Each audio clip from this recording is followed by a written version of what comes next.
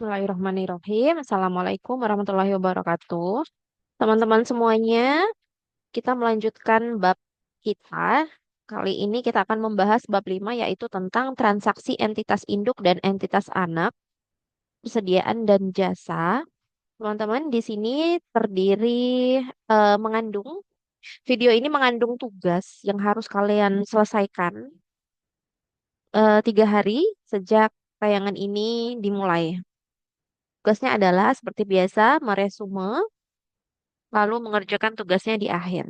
Oke, silakan diresume, tulis tangan yang baik dan benar, kemudian upload di alat ini. Kenapa harus tulis tangan? Karena ketika kalian hanya menyimak saja, itu kurang menempel ya, kurang ingat. Tapi kalau ketika kalian mendengar sambil menulis itu insya Allah lebih ingat.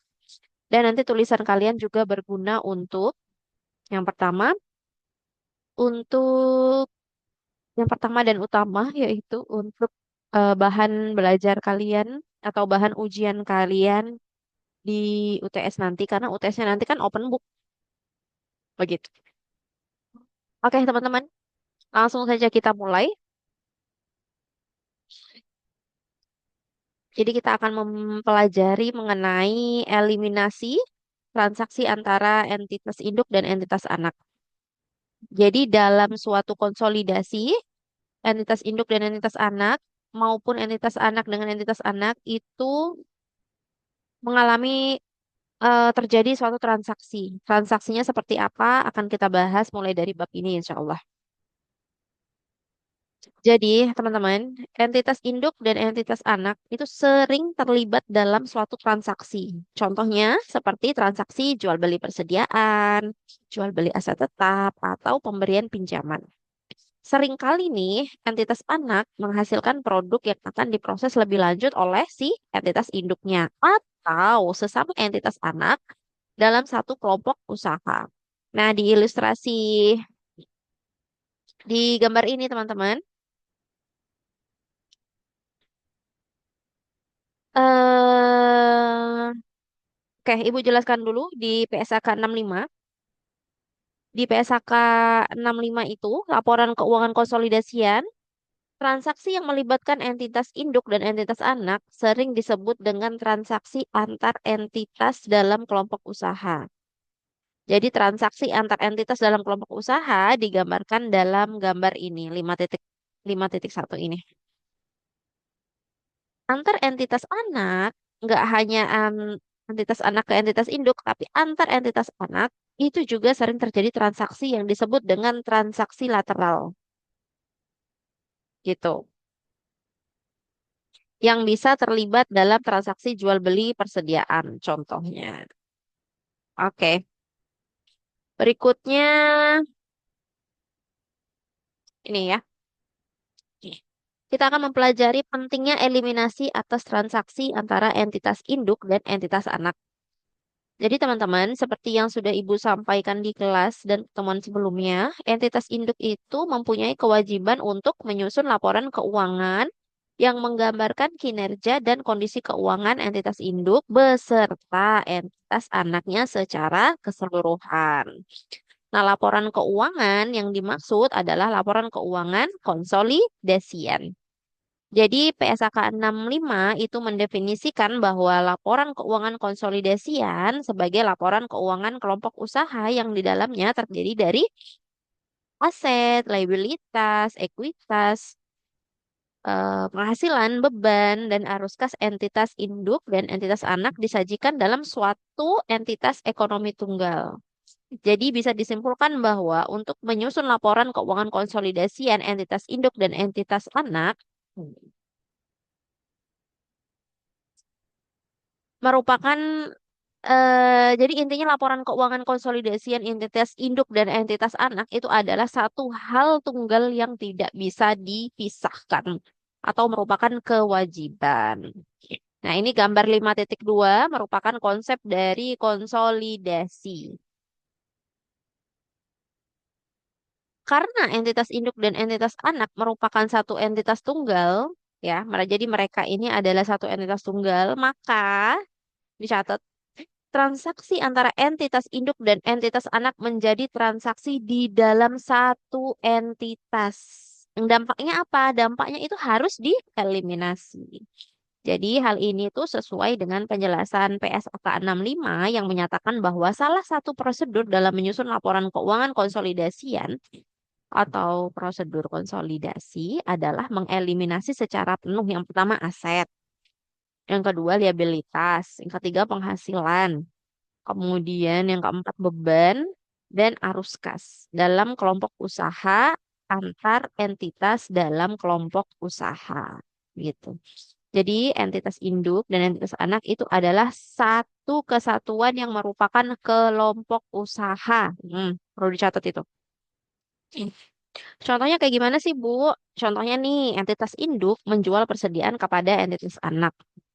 Persediaan tadi dijual oleh entitas anak. Ke siapa? Ke perusahaan non-afiliasi. Artinya di luar anaknya, di luar kelompok usaha itu. Di luar dijual ke perusahaan non-afiliasi. Di luar dari gengnya mereka, geng pula.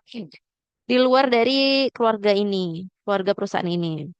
Jadi dari sudut pandang laporan keuangan konsolidasian dan dari transaksi penjualan persediaan oleh entitas induk ke entitas anak yang tadi barusan disebutin ini itu harus dieliminasi. Karena transaksi tersebut terjadi antara entitas induk dan entitas anak yang merupakan satu kesatuan. Nah, oleh karena itu, eliminasi harus dibuat untuk menghapus dampak transaksi penjualan persediaan entitas induk ke entitas anak. Nah, ini insya Allah bakal Ibu tanyakan di ujian lisan, kenapa sih eh, si pentingnya eliminasi atas transaksi antara entitas induk dan entitas anak. Ini kalian harus pahami. Eliminasi juga harus dibuat ketika apa? Ketika persediaan yang diperoleh entitas anak dari entitas induk ternyata belum terjual sampai akhir periode. Nah, kayak gimana sih maksudnya? Nanti akan kita bahas lebih lanjut. Jadi, intinya adalah salah satu prosedur konsolidasi adalah mengeliminasi secara penuh apa tadi yang Ibu sebutin aset, liabilitas, ekuitas, penghasilan, beban, dan arus kas dalam suatu kelompok usaha terkait dengan transaksi antar entitas dalam kelompok usaha tersebut. Misalnya entitas induk A, entitas anak misalnya entitas induknya ini namanya AB, punya entitas anak A, punya entitas anak B. Maka C misalnya di luar dari afiliasi ini. Gitu. Misalnya A menjual ke C, berarti berarti A menjual produknya ke entitas di luar kelompok usaha atau di luar afiliasi gitu.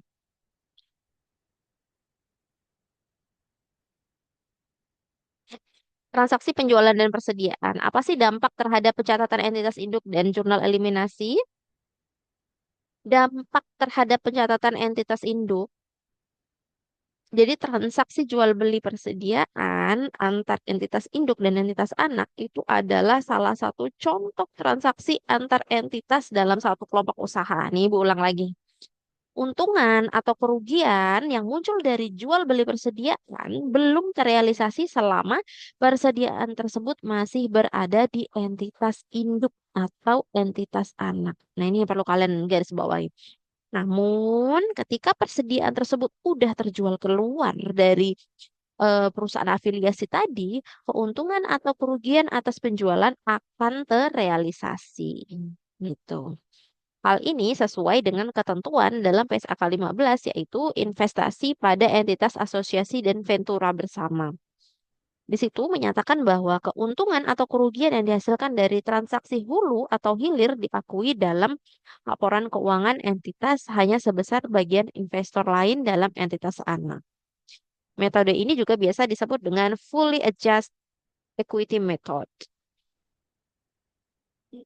Gitu. Tadi Ibu belum sebutin ya.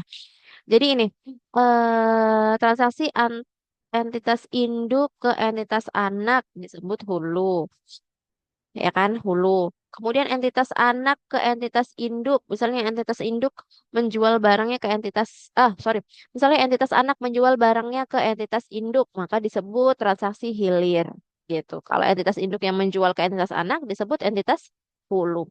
Lalu transaksi antar anak itu disebut lateral, gitu ya.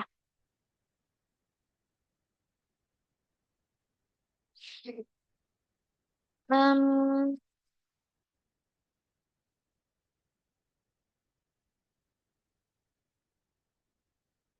Kemudian apa sih dampak terhadap jurnal eliminasi? Jadi teman-teman, jurnal eliminasi yang terkait transaksi jual beli persediaan antar entitas induk dan entitas anak itu tergantung pada posisi persediaan pada akhir periode. Udah laku belum sih barang ini gitu loh. Jadi ketika seluruh persediaan yang diperoleh dari entitas induk sudah terjual ke perusahaan non-afiliasi pada periode yang sama dengan periode perolehannya, misalnya nih, Ibu lanjut dulu. Misalnya, maka jurnal eliminasi dibuat untuk menghapus angka penjualan dan beban pokok penjualan sebesar angka penjualan persediaan entitas induk ke entitas anak. Gitu. Jadi, udah terrealisasi belum sih? Udah laku terjual belum sih keluar entitas non-afiliasi gitu. Tapi pada akhir periode, ya misalnya nih, misalnya pada akhir periode, semua persediaan yang diperoleh dari entitas induk belum juga terjual, maka penjualan dan beban pokok penjualan diakui entitas induk yang diakui oleh entitas induk itu harus dieliminasi. Nah, keuntungan atau kerugian atas penjualan tadi itu juga harus dieliminasi seluruhnya dengan mengurangi nilai persediaan. Tapi, misalnya nih kalau persediaannya udah terjual sebagian pada periode tersebut, maka yang hanya jadi keuntungan atau kerugian penjualan lah yang harus dieliminasi. Jadi intisarinya adalah penjualan, beban pokok penjualan, dan keuntungan atau kerugian yang belum terrealisasi harus dieliminasi. Terrealisasi itu maksudnya produknya ini udah laku terjual belum sih ke perusahaan non-afiliasi. Kita kalau ambil contoh nih, biar lebih paham. Contohnya dampak terhadap pencatatan entitas induk dan jurnal eliminasi.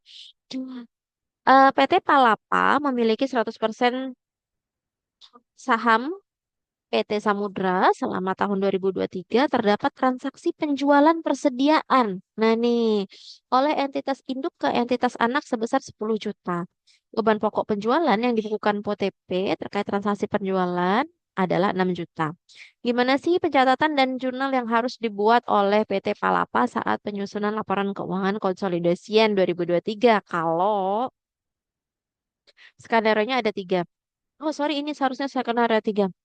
Misalnya yang pertama, skenario satu. Misalnya seluruh persediaan yang diperoleh dari PTP dari entitas induk itu sudah terjual seharga 16 juta. Tadi kan dia beli persediaan ya. Em, PTS anaknya ini membeli persediaan sejumlah 10 juta. Kemudian skenario satu ini kalau seluruh persediaan yang diperoleh dari PTP udah terjual seharga 16 juta. Berarti dia ada keuntungan 6 juta di sini ya. Tadi kan belinya 10, dijual 16. Skenario duanya, kalau seluruh persediaan yang diperoleh dari PTP belum terjual.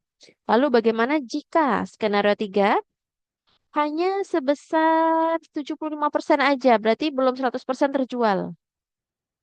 Udah terjual 75% seharga 12 juta rupiah. Nah, caranya adalah skenario satu, jika seluruh persediaannya terjual. Jadi ini adalah gambaran skenario yang dapat digambarkan dari bagan ini. Jadi soal yang pertama ini terkait penjualan ke entitas anak ya. Jadi PT Palapa melaporkan keuntungan sebesar 4 juta, 6 juta.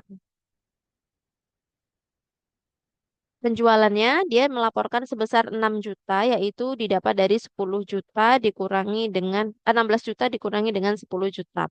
Dia beli seharga 10 juta, laku terjual 16 juta sehingga penjualannya 6 juta. Gitu kan? Nah, keuntungan ini teman-teman sudah terrealisasi karena persediaan yang diperoleh dari PTS, PT Samudra itu sudah terjual ke perusahaan non-afiliasi. Jadi tidak ada jurnal yang dibuat oleh PT Palapa terkait penangguhan keuntungan transaksi hulu yang terjadi. Transaksi hulu dalam kasus ini, teman-teman, mengakibatkan apa? Mengakibatkan pengakuan penjualan sebesar 10 juta dan beban pokok penjualan sebesar 6 juta oleh PT Palapa. Di sisi lain, PT Samudra membukukan penjualan sebesar 16 juta, kan? Dan beban pokok penjualan sebesar 10 juta. Ya kan? PT Samudra ini loh tadi yang ngebeli dari PT induknya PT Palapa. Akun penjualan milik PT Palapa dan beban pokok penjualan milik PT Samudra harus dieliminasi. Akun penjualan milik PT Palapa dan beban pokok penjualan milik PT Samudra ini harus dieliminasi. Karena transaksi penjualan tadi terjadi dalam satu entitas. Jurnal eliminasinya ini tidak Ibu buat di sini, jadi Ibu jektehkan saja. Jadi jurnalnya adalah di debit penjualan sebesar 10 juta pada di kreditnya beban pokok penjualan 10 juta. Begitu.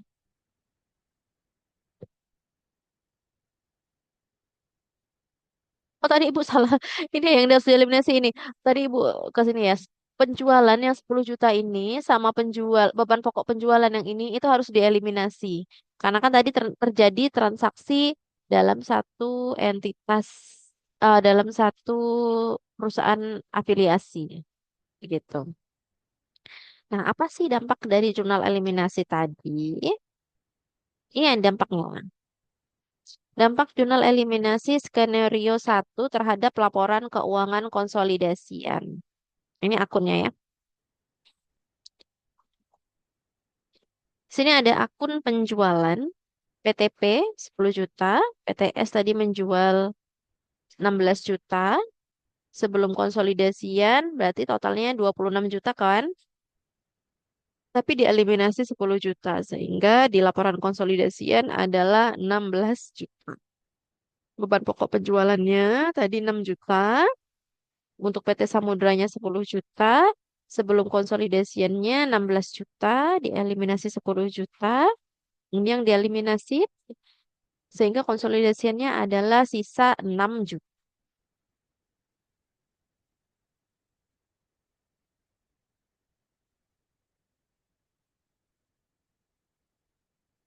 Hmm, paham ya?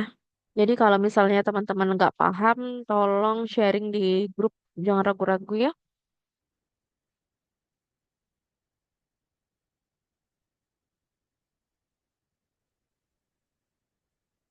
Jadi ini adalah laporan keuangan konsolidasian untuk penjualan. Setelah dikonsolidasi hasilnya 16 juta. Beban pokok penjualan jadi 6 juta. Sedangkan persediaannya adalah nol. Bagaimana jika kita menggunakan skenario 2, yaitu seluruh persediaan belum terjual? Jadi kan yang membeli persediaan, Ibu ulangi lagi, yang membeli persediaan adalah PT Samudra beli persediaan ke entitas induknya, yaitu PT Palapa. Nah, di akhir periode ternyata seluruh persetujuan itu belum laku terjual ke perusahaan non afiliasi. Nah, skenario-nya bagaimana? Dari PTP, ini dari sisi PTP-nya,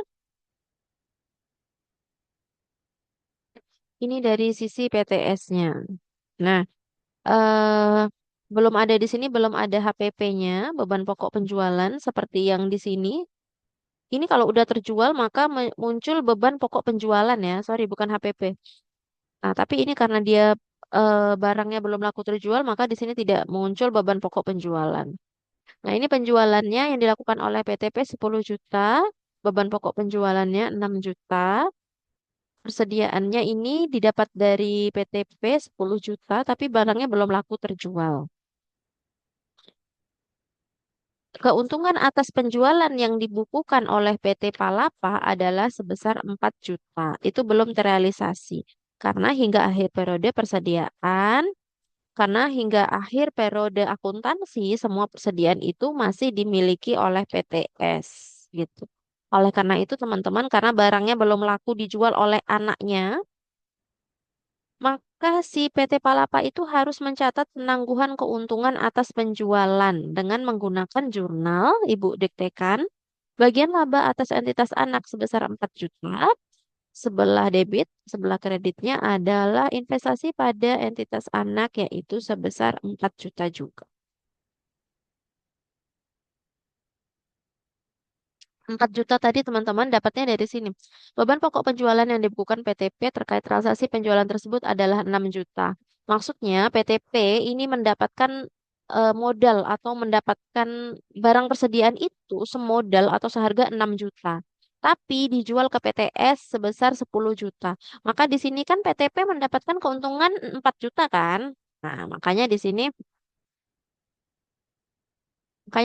beban pokok penjualannya 6 juta dan keuntungan yang jurnal barusan Ibu sebutkan itu makanya dia jadi 4 juta karena modalnya 6 juta dijual ke anaknya sendiri 10 juta maka dia song 4 juta gitu. Dia punya untung 4 juta. Bu, kok ke anak sendiri ngambil untung sih, Bu? Ya namanya juga bisnis, Bro. Kalau nggak ngambil untung ngambil apa? Ngambil hikmahnya. Begitulah kira-kira. Jadi walaupun ke anak perusahaannya sendiri dia tetap harus mengambil untung. Gincu. Ini adalah transaksi penjualan persediaan ilustrasi transaksi hulu berarti kan? Maka PT Palapa itu mencatat keuntungan yang belum terrealisasi secara penuh. Kenapa PT Palapa belum kenapa PT Palapa harus mencatat keuntungan yang belum terrealisasi secara penuh. Kenapa ini disebut belum terrealisasi? Karena PT Samudra yang memiliki barang itu, persediaan itu belum mampu menjual persediaan itu, belum mampu menjual ke luar perusahaan afiliasi, sehingga keuntungan PTP masih ditangguhkan. Bu, itu kan barangnya udah dibeli sama PTS. Iya, tapi ini kan mereka satu kesatuan. Ingat, antara induk dan anak-anaknya itu adalah satu kesatuan. Sehingga ketika anak beli barang ke PTP, tapi barangnya itu belum dijual keluar ke perusahaan di luar afiliasi mereka, maka keuntungan itu masih ditangguhkan atau belum terrealisasi. Begitu.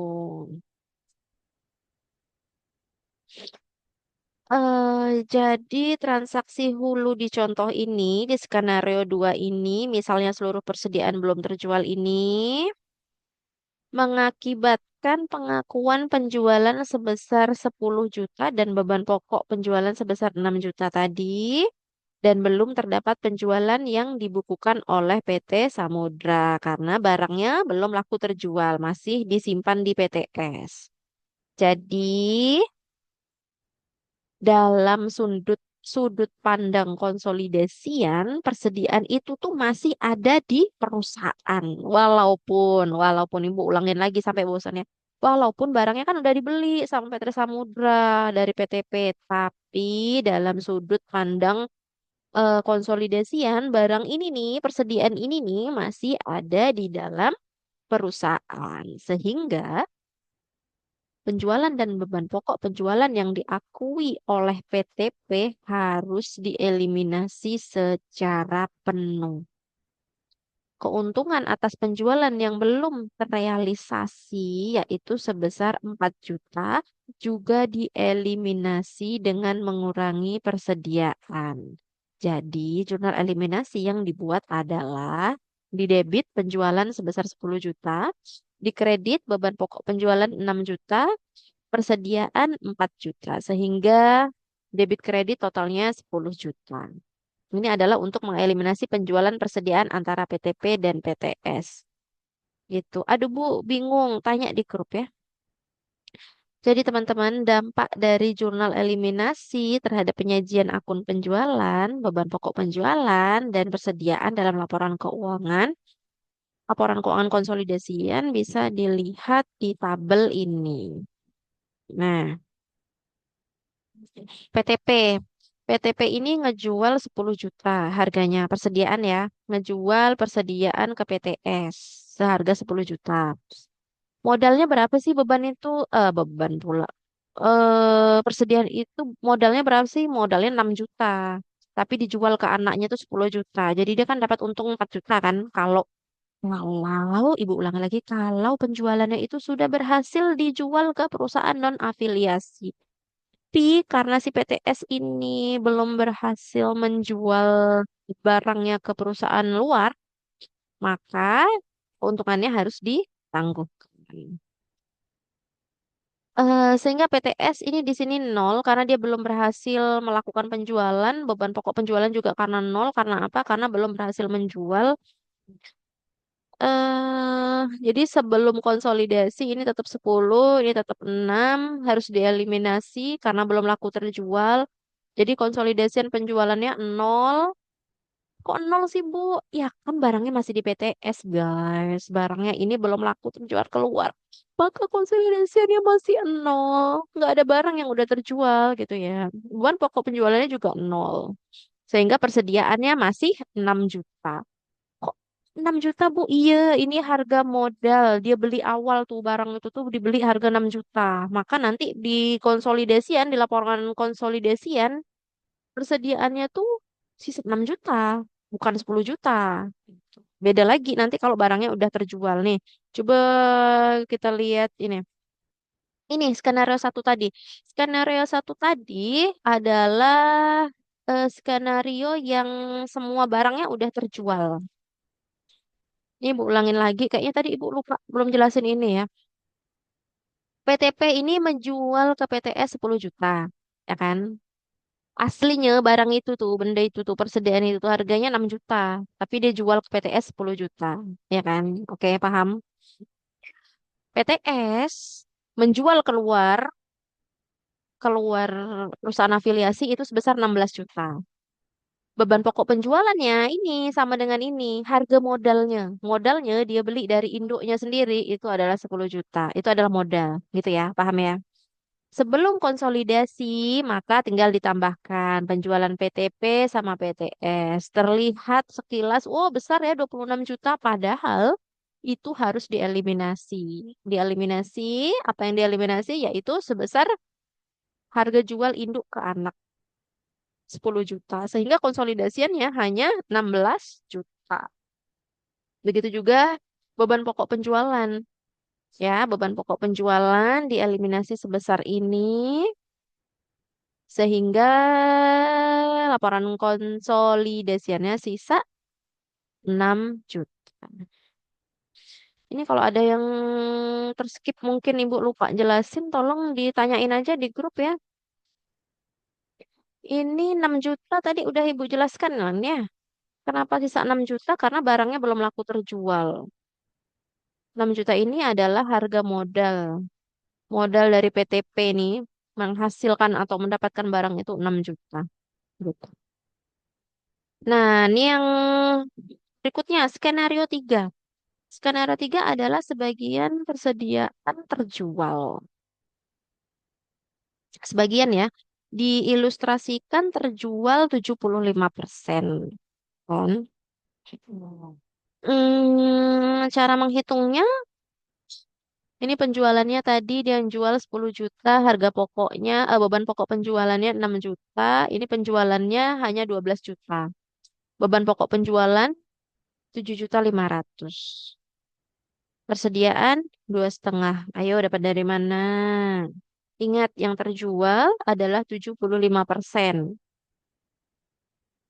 Karena persediaan yang diperoleh dari PTP baru 75% yang terjual, maka terdapat keuntungan penjualan yang belum terrealisasi. Yang belum terrealisasi berapa? 25%.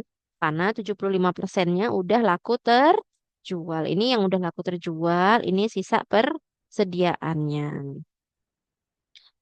Sorry. Jadi besarnya keuntungan penjualan yang belum terrealisasi adalah sebesar 1 juta. Dapatnya dari mana? 25% dikali 4 juta. Jadi PTP harus mencatat penangguhan keuntungan atas penjualan dengan membuat jurnal sebelah debit bagian laba atas entitas anak sebesar 1 juta. Di bagian kredit, investasi pada entitas anak sebesar 1 juta. Jadi ini untuk mencatat keuntungan yang belum terrealisasi. Gitu. Paham nggak ya? Ibu takut ada hal-hal yang belum ibu ini nih. Untuk angka-angkanya ingat, ini tolong dicari yang udah terjual itu 75%, maka 25%-nya belum terrealisasi. Ibu harap kalian gampang mencarinya ya. Intinya 75 dan 25. Nah, jadi eh, ini adalah transaksi hulu, maka keuntungan yang belum terrealisasi akan dicatat penuh oleh PT Palapa selaku entitas induk. Transaksi hulu pada contoh ini teman-teman mengakibatkan apa? Mengakibatkan pengakuan penjualan sebesar 10 juta dan beban pokok penjualan sebesar 6 juta. PTS, ini ya, ini untuk PTP. PTS, PTS ini mengakui penjualan senilai 12 juta dan beban pokok penjualan sebesar 7.500.000. 7.500.000 ini dapat dari 75% dikali siapa? Dikali 10 juta. Nah, eliminasi dibuat atas akun penjualan yang dilaporkan oleh PT Palapa adalah senilai 10 juta. Keuntungan atas penjualan yang belum terrealisasi adalah 1 juta. Yang tadi Ibu sebutkan tuh. Jadi keuntungan atas penjualan yang belum terrealisasi sebesar 1 juta itu dieliminasi dengan mengurangi akun persediaan. Akun beban pokok penjualan dieliminasi sebesar 9 juta karena beban pokok penjualan yang akan disajikan dalam laporan keuangan konsolidasian hanya sebesar 4.500.000. 4.500.000 itu didapat dari 75% dikali 6 juta. Jadi jurnal eliminasi yang harus dibuat adalah di sebelah debit penjualan 10 juta, di sebelah kredit beban pokok penjualan 9 juta, dan persediaannya 1 juta. Sehingga debit kredit 10 juta. Ini cara mengeliminasi penjualan persediaan antara PT Palapa dan PT Samudra. Kemudian dampaknya.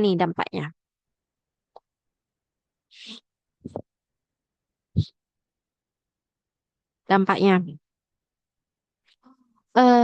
PTP punya barang seharga 10 juta. Cara mendapat modal dari barang tersebut adalah 6 juta. Dia jual, ini Ibu ulang lagi ya. Dia jual barang tersebut ke PTS sebesar 10 juta.